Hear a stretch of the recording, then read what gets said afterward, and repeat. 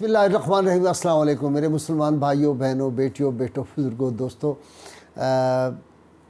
آج یعنی کل صبح امام جعفر صادق علیہ السلام کے وہ جو نیاز ہوتی ہے کل 22 رجب کو، وہ سب لوگ دیتے ہیں۔ اور میں پہلے یہ عرض کر دوں کہ امام جعفر صادق علیہ السلام کون سی ہستی ہے، پہلے ان کا تعارف ہونا چاہیے۔ امام محمد باقر علیہ السلام کے آپ صاحبزادے ہیں، جو امام زین العابدین کے صاحبزادے ہیں۔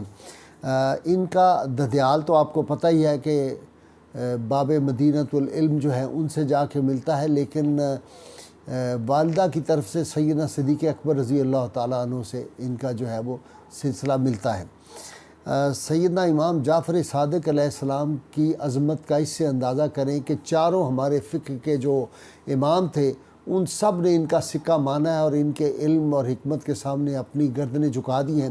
اور امام مالک نے فرمایا کہ میں نے اپنی زندگی ان کے دور میں ان سے افضل کسی شخصیت کو نہیں پایا۔ اور امام اعظم ابو حنیفہ رحمۃ اللہ علیہ فرماتے تھے کہ اگر وہ 2 سال جو میں نے ان کی خدمت میں گزارے، اگر میں نے نہ گزارے ہوتے تو میں ہلاک ہو جاتا۔ اس سے ان کی عظمت اور رفعت کا اندازہ لگائیے، اور ان کے جو شاگرد ہیں ان کی تعداد جو ہے اور جتنے علوم کی قسمیں ہو سکتی ہیں ان سب میں اللہ کے فضل و کرم سے ان کو ایک عظمت حاصل تھی۔ اور اسی لیے سپر مین ان اسلام جو فرانس سے کتاب چھپی تھی، جس میں 25 دنیا کے جو ٹاپ کے دانشور اور اہل علم تھے انہوں نے وہ مل کے کتاب لکھی، جس میں صرف موسیٰ صدر اور ڈاکٹر سید حسین نصر 2 مسلمان ہیں، 23 نان مسلم ہیں، اور جتنے علوم دنیا میں تصور ہو سکتے ہیں ان سب کے آپ کہہ سکتے ہیں کہ آپ اس پہ اتھارٹی تھے اور اس میں آپ کو کامل تھے تمام علوم میں۔ اسی لیے جو بہت بڑا جابر بن حیان، جس کو فادر آف کیمسٹری کہتے ہیں، 3900 اس کی کتابیں ہیں، وہ بھی آپ کا شاگرد تھا۔ اور بڑی ہستیاں جو ان کے شاگرد تھیں، چونکہ آج میرا وہ موضوع نہیں ہے، آج میرا ہے کہ لوگ بہت زیادہ انفارچونیٹ ہمارے معاشرے میں شدت پسندی کی وجہ سے کہ جی نظر نیاز جو ہے، یہ کنڈے جو جس کو کہا جاتا ہے، اس پہ بہت زیادہ کنٹروورسی اور بڑی سخت باتیں بعض لوگ کرتے ہیں۔ حالانکہ یہ اصحال ثواب ہے امام پاک کا، تو اس میں کوئی چیز کوئی غیر شرعی نہیں ہے۔ دیکھیں، یہ کوئی بھی آدمی نیک عمل کسی اپنے مسلمان بھائی کے لیے، اپنے والدین کے لیے، اپنے بزرگوں کے لیے کرے، وہ روزہ ان کے لیے رکھے، ان کو ثواب دے سکتا ہے، صدقے کا ثواب دے سکتا ہے، نوافل کا ثواب دے سکتا ہے۔ اور اہل سنت اور اہل تشیع دونوں جو ہے اس پہ وہ متفق ہیں۔ اسی طرح نبی کریم صلی اللہ علیہ وسلم خود اپنی امت کے لیے آپ 2 چت قبریں جو تھے مینڈے وہ قربانی کرتے تھے، ایک اپنی طرف سے اور دوسرا اپنی مسلمان امت کی طرف سے، تو اس کا ثواب ہمیں ملتا ہے۔ اسی طرح حضرت ملا علی قاری رحمۃ اللہ علیہ جو بہت بڑے فقیہ تھے، انہوں نے ارشاد فرمایا اہل سنت کا اس پر اتفاق ہے کہ مرنے والوں کو زندوں کے عمل سے فائدہ پہنچتا ہے۔ جس طرح حدیث پاک میں آتا ہے کہ لوگ جو ہیں گانٹھیں پنڈے جس کو ہم پنجابی میں کہتے ہیں، وہ گناہوں کی لے کے قبروں میں داخل ہوں گے، جب یہ نکلیں گے تو وہ سارے گناہ ان کے ختم ہو چکے ہوں گے۔ وہ کس وجہ سے؟ کہ ان کے عزیز و اقارب جو ان کے لیے دعائیں کریں گے، جو ان کے لیے صدقہ خیرات کریں گے، اس کا ان کو ثواب پہنچے گا۔ اسی طرح ہماری فقہ حنفی کی مشہور کتاب جو ہدایہ ہے، اس میں بھی ہے کہ بے شک انسان اپنے عمل کا ثواب کسی دوسرے شخص کو زندہ ہو یا مردہ ہو اس کو پہنچا سکتا ہے۔ تو یہ خاص طور پہ میں آج اس لیے کہہ رہا تھا کہ یہ بہت زیادہ کنٹروورسی ہے۔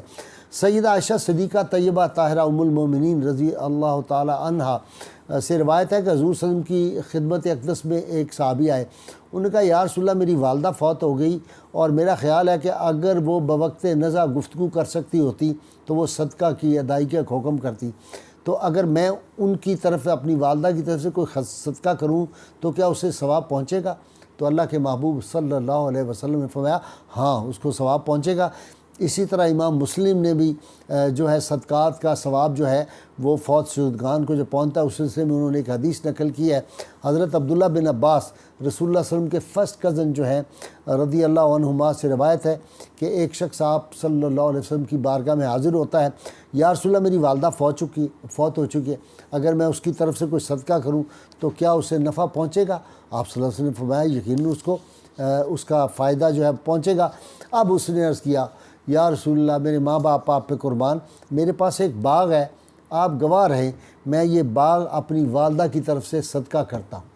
تو اگر یہ صدقہ ہو سکتا ہے تو یہ جو غریبوں کو نیاز پکا کے کھلائی جائے گی، عزیز و اقارب کو کھلائی جائے گی، اس کا جو ثواب ہے وہ امام پاک کی بارگاہ میں نہیں جائے گا؟ یہ محسن ہے، یہ اہل بیت اطہار سے محبت ہم پر فرض بھی ہے، ہم پہ قرض بھی ہے۔ میں بار بار کہتا ہوں، اور جس دل میں اہل بیت اطہار کی محبت نہیں ہوگی وہ جنت کی خوشبو بھی نہیں سونگھ سکے گا، جنت میں جانا تو درکنار۔ اسی طرح حضرت عبداللہ بن عباس ہی راوی ہیں دوسری حدیث کے، کہ ایک شخص آپ کی خدمت میں حاضر ہوا، اس نے کہا یا رسول اللہ صلی اللہ علیہ وسلم میرے والد فوت ہو گئے اور انہوں نے حج ادا نہیں کیا، کیا میں اپنے والد کی طرف سے حج کر سکتا ہوں؟ تو آپ صلی اللہ علیہ وسلم فرمایا تم اپنے والد کی طرف سے حج کر لو۔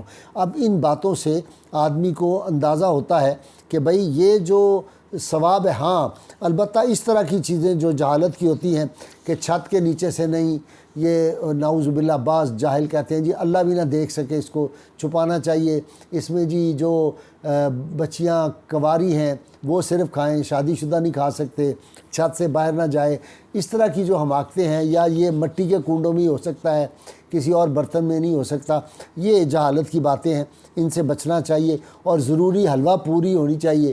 تو یہ باتیں بھی جہالت سے، کچھ بھی آپ چاول پکا کے دیں پھر بھی ٹھیک ہے، وہ بھی ختم شریف اصال ثواب ہو سکتا ہے، مٹھائی پہ بھی ہو سکتا ہے، کسی بھی چیز پہ، کھانے والی پاک طیب چیز پہ۔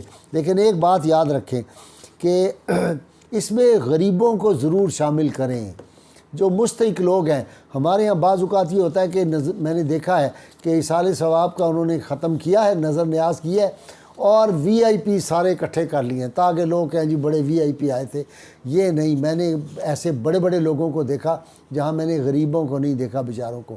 تو خاص طور پہ اس پہ ہمیں لڑائی نہیں کرنی چاہیے، یہ نیکی کا کام ہے، اور ضرور یہ آپ کا ختم شریف دلانا چاہیے اہل بیت اطہار کی۔ پھر دیکھیں قرآن حکیم کی جو آیا مبارکہ ہم پڑھتے ہیں اکثر دعاؤں میں، ربنا اغفر لنا ولاخواننا الذین سبقونا بالایمان، ہم کہتے ہیں ہمارے پروردگار ہم کو بخش دے اور ہمارے ان بھائیوں کو بھی بخش دے جو ہم سے پہلے با ایمان گزر چکے ہیں۔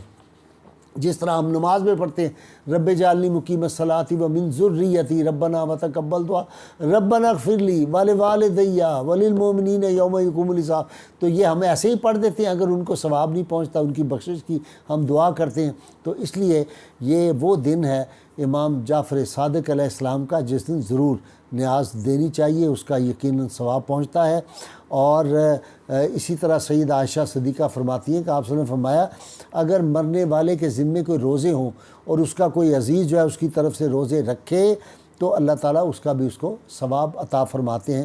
اسی طرح اگر کوئی آدمی جو ہے وہ روزہ نہیں رکھ سکتا، معذور ہو، تو کوئی دوسرے کو رکھوا دے تو اس آدمی کو بھی اس کا ثواب ملتا ہے۔ تو اس لیے یہ ان باتوں پہ جو ہے ہمیں بحث کرنا یا اس پہ لڑائی کرنے والی کوئی بات نہیں ہے۔